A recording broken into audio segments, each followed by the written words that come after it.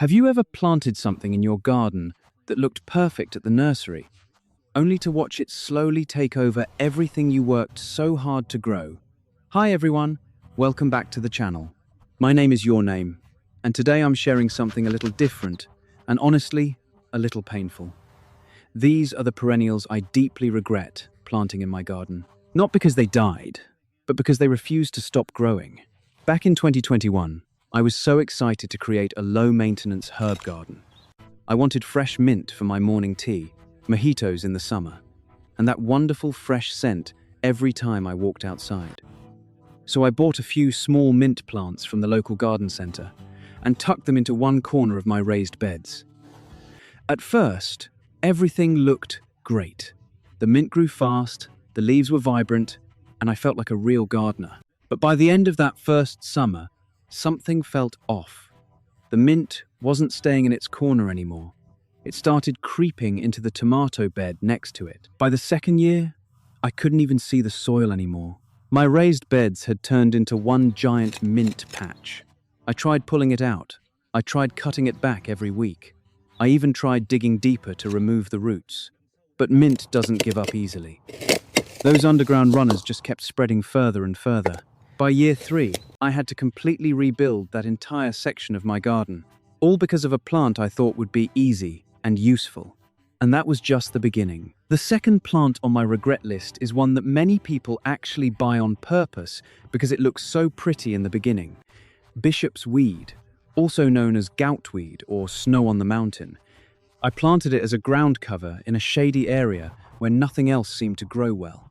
The white and green leaves looked clean and bright, and the plant spread nicely at first. But here's what the garden centers don't tell you.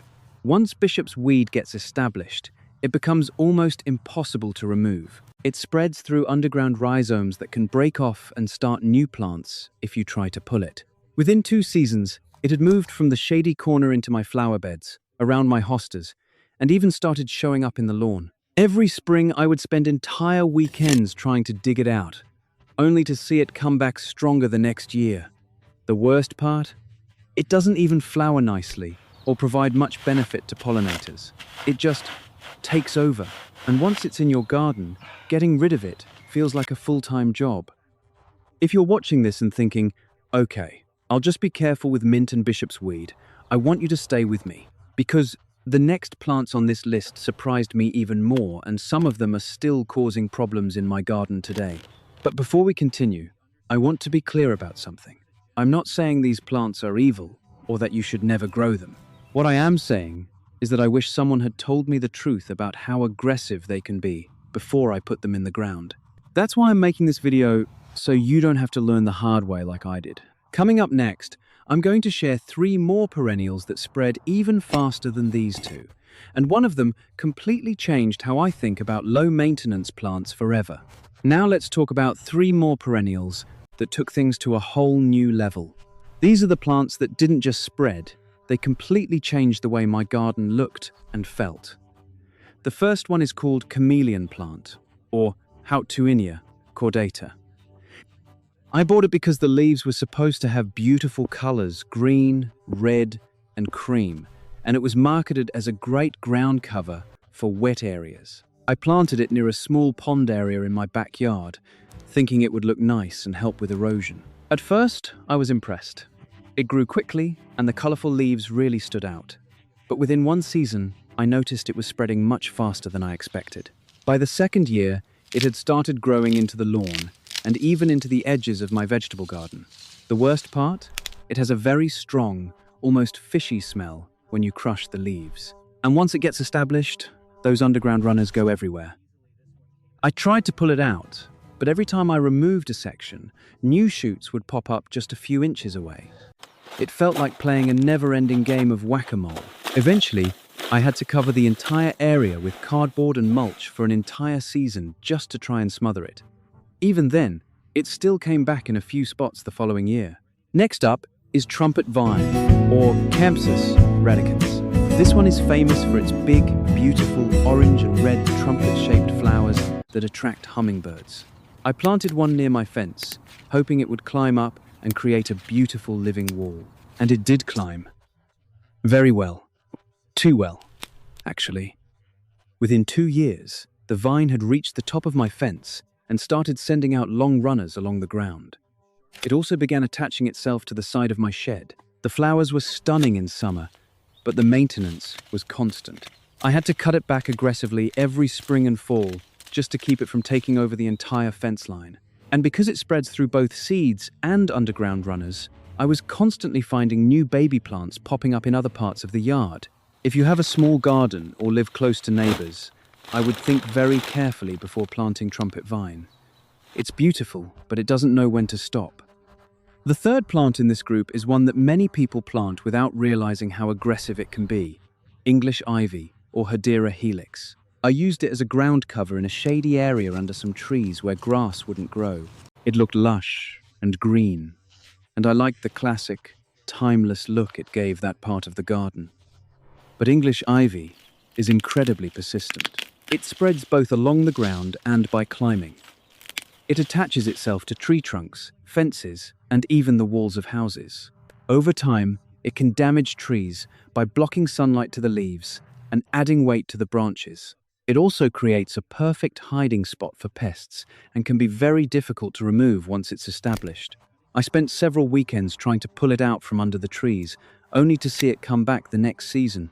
In some areas, I had to cut it back to the ground and then treat the remaining stems to stop it from regrowing. It was much more work than I ever expected from a simple ground cover. These 3 plants taught me an important lesson. Just because something is sold at the garden center and looks nice in the beginning, doesn't mean it's a good long-term choice for your specific garden. Each of these plants has its own way of spreading underground runners, climbing vines, or aggressive rooting, and once they get going, they're very hard to stop. Coming up in the next chapter, I'm going to share 2 plants that surprised me the most, and one of them completely changed how I feel about certain classic garden plants. So far, we've talked about plants that spread through runners and vines, but the next 2 perennials on my list broke my heart in a different way. They didn't just spread, they made me question some of the classic plants I grew up seeing in gardens. Let's start with lily of the valley, Convallaria majalis. Those delicate white bell-shaped flowers and that incredible sweet fragrance in late spring, I used to love it. I planted a small patch in a shady corner near my back porch, thinking it would be the perfect low-growing ground cover that would fill the air with scent every May. And it did smell amazing. For the first 2 years, I was really happy with it. The plants looked healthy, the flowers were beautiful, and it stayed nicely in its little area. But by the 3rd spring, I started noticing it popping up in places I didn't plant it, under the hostas, near the edge of the lawn. Even a few plants started showing up near my vegetable beds. Lily of the valley spreads through underground rhizomes, and it can be surprisingly aggressive in the right conditions. What made it worse for me was that it's also toxic to both humans and pets. I have a dog who loves to sniff around the garden, and suddenly I had to worry about him getting into something poisonous. That completely changed how I felt about having it in my yard. I spent an entire weekend carefully digging it out, trying to get every last piece of root. It was exhausting, and I still find a few stray plants every spring. If you have kids or pets, or if you just don't want a plant that can take over shady areas, I would strongly recommend skipping lily of the valley. Now, the next plant is one that a lot of people plant because it's beautiful and seems low maintenance. Rose of Sharon, or Hibiscus syriacus. I planted 2 of them along my back fence because I wanted some height and summer flowers. The big, showy blooms in pink and purple were stunning, and the plants grew quickly. But here's what I didn't expect. Rose of Sharon is a heavy self-seeder. Every fall, it drops hundreds of seeds, and the following spring, I would have dozens of baby Rose of Sharon plants coming up all over my garden beds and even in the lawn. It got to the point where I was spending hours every spring pulling out seedlings just to keep the garden from turning into a Rose of Sharon forest. On top of that, the plants themselves can get quite large and woody over time. After about 5 years, mine started looking a bit messy and overgrown, and they blocked a lot of sunlight from reaching the plants behind them. I ended up removing one of them completely because it had become more trouble than it was worth. And now, here's the twist I mentioned earlier. After dealing with all of these plants, the mint, the bishop's weed, the trumpet vine, the English ivy, the lily of the valley, and the rose of Sharon, I started to feel like maybe I was just bad at gardening. Maybe I was choosing the wrong plants or not taking care of them properly. But then I started talking to other gardeners in my area and online, and I realized something important. I wasn't alone. Almost everyone I spoke to had at least one or two plants they deeply regretted planting. Some of them had spent years fighting the exact same plants I was struggling with. That realization actually made me feel better. But it also made me more determined to share what I had learned. Because the truth is, a lot of these plants are sold without enough warning about how aggressive they can become. Garden centers want to sell plants that look good and grow fast. They don't always tell you about the long-term consequences. So if you're watching this and you've already planted some of these in your garden, don't feel bad. You're not the only one. The important thing is what you do next, and I'm going to share some practical solutions in the next chapter. But first, let's finish the list with the final 3 plants that made it onto my regret list, including one that still frustrates me to this day. We're getting close to the end of the list, and I've saved 3 more plants that have caused me real headaches over the years. These are the final 3 perennials I deeply regret planting, and I'll also share what I'm growing in their place now. The first one is sweet autumn clematis, or Clematis terniflora. I planted this vine because I wanted something that would cover a trellis quickly and produce tons of small white flowers in late summer and fall. And it did exactly that. The flowers were beautiful and fragrant, and the vine grew extremely fast. But here's the problem. Sweet autumn clematis is a vigorous self-seeder. Every fall, it produces thousands of fluffy seeds that float everywhere. The following spring, I had baby clematis plants coming up all over my garden beds, in the lawn, and even in the cracks of my patio. It got completely out of control. On top of that, the vine itself can become very heavy and woody. After a few years, it started to look messy and took a lot of work to prune properly. I eventually removed most of it and replaced it with a native coral honeysuckle, which gives me beautiful flowers and attracts hummingbirds without the aggressive seeding problem. Next on the list is bear's breeches, or Acanthus mollis. This plant has dramatic, large leaves and tall flower spikes that look very architectural. I planted it in a border because I wanted that bold, tropical look. At first, it looked impressive. The leaves were huge, and the flowers were interesting. But bear's breeches has a massive root system that goes deep into the soil. Once it's established, it's extremely difficult to remove. If even a small piece of root is left behind, it will grow back. Over time, it also started to look a bit tired and floppy in the middle of summer, especially during hot, dry periods. I spent a lot of time and effort trying to dig it out, and I'm still finding small shoots years later. If you want a bold foliage plant, there are much better behaved options like hostas or native ferns that won't fight you every step of the way. The last plant on my regret list is the orange daylily, also known as ditch lily or Hemerocallis fulva. These are the bright orange daylilies that you often see growing wild along roadsides. I planted some because they were cheap, tough, and I thought they would add easy color to a difficult spot in my garden. And they did grow very well, too well. These daylilies spread aggressively through underground tubers and can quickly form dense clumps that crowd out other plants. They also don't have the beautiful, varied colors of modern daylily hybrids. After a few years, they started looking weedy and overgrown. Removing them was a nightmare because the tubers break easily and every piece left in the ground can grow into a new plant. I've since replaced most of them with native plants and hybrid daylilies that stay in their place and offer much more color variety. So what am I planting instead of all these aggressive perennials? For ground covers, I now use native plants like wild ginger, foam flower, or creeping phlox. They spread nicely, but stay manageable. For vines, I prefer native options like coral honeysuckle or native clematis species. And for bold foliage, I've switched to well-behaved hostas and native ferns. The biggest lesson I've learned is this: before you plant anything, do a little research on how it spreads and how hard it is to control.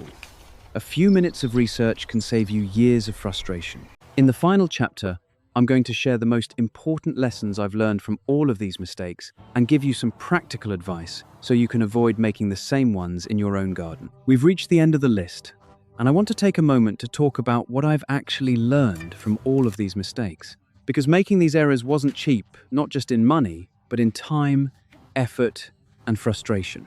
The first big lesson is this: low maintenance and easy to grow are not always the same thing as well-behaved.